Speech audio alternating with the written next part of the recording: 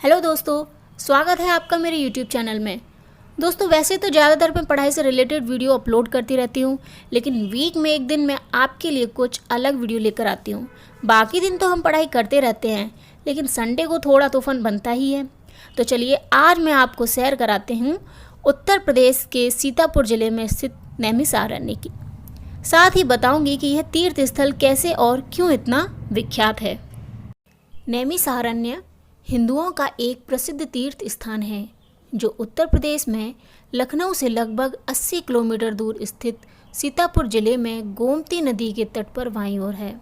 Naimisharanya Sitapur station से लगभग 1 मील की दूरी पर चक्र तीर्थ स्थित है। यहाँ चक्र तीर्थ, व्यासगद्दी, मनस्तूपा, तपोभूमि और हनुमानगढ़ी प्रमुख दर्शनीय स्थल भी हैं। यहाँ एक सरोवर भी है जिसका मध्य का भाग गोलाकार के रूप में बना हुआ है और उससे हमेशा निरंतर जल निकलता रहता है।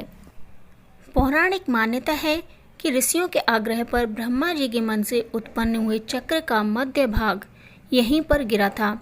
इसे धरती का सबसे पवित्र भाग बताया गया है।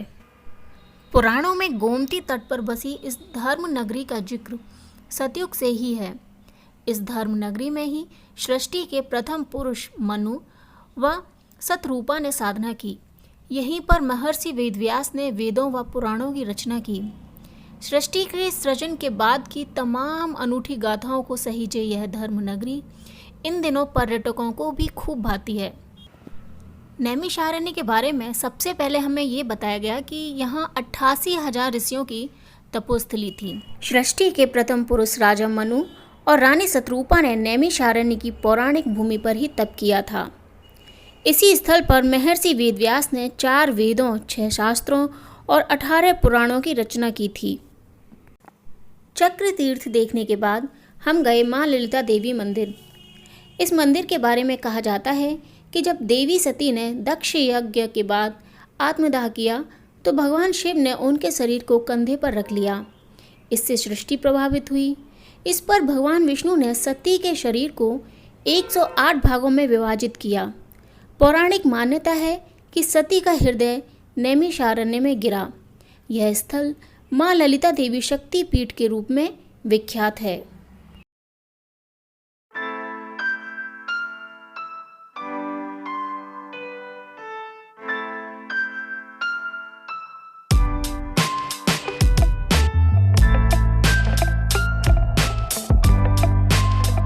नैमिषारण्य तीर्थ स्थल के बारे में ये भी कहा गया है कि महर्षि शौनक के मन में दीर्घ काल से बहुत ही बड़ा ज्ञान सत्र चलाने की इच्छा थी।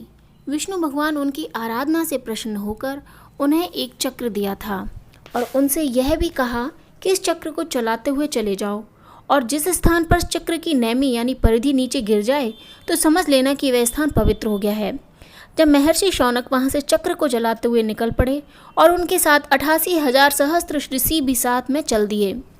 जब वे सब उस चक्र के पीछे पीछे चलने लगे, चलते चलते अचानक गोमती नदी के किनारे एक वन में चक्र की नेमी गिर गई और वहीं पर चक्र भूमि में प्रवेश कर गया, जिससे चक्र की नेमी गिरने से वह क्षेत्र नैमिष कहा जाने लगा। इसी कारण इस स्थान को नैमिषारण्य भी कहा जाने लगा है। नैमिषारण्य की परिक्रमा 84 कोस की है। यह परिक्रमा हर साल फागुन की अमावस्या से प्रारंभ होकर पूर्णिमा तक पूरी होती है। नैमिषारण्य की छोटी में यहाँ के सभी तीर्थ उनके समक्ष आ जाते हैं। चक्र तीर्थ और मां ललिता देवी मंदिर के दर्शन करने के बाद हम हनुमानगढ़ी गए। मान्यता है कि त्रेता युग में अहिरावण का वध करने के बाद हनुमान जी इसी स्थल पर धरती से बाहर आए थे। इस दक्षिण मुखी प्रतिमा का पूजन अर्चन करने के लिए दूर दूर से श्रद्धालु आते हैं। इस स्थल को हनुमानगढ़ी के नाम से भी जाना जाता है।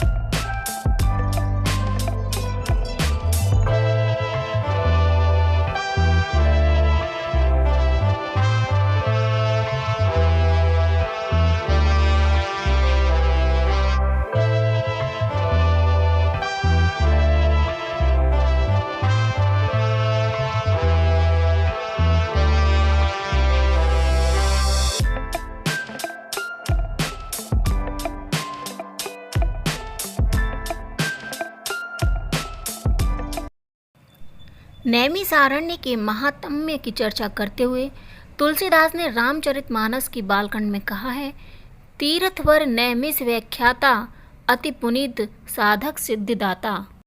अगर आप कभी सीतापुर जाते हैं तो इन स्थानों पर जरूर जाएं और अपने जीवन में इन स्थानों को यादगार अवश्य बनाएं।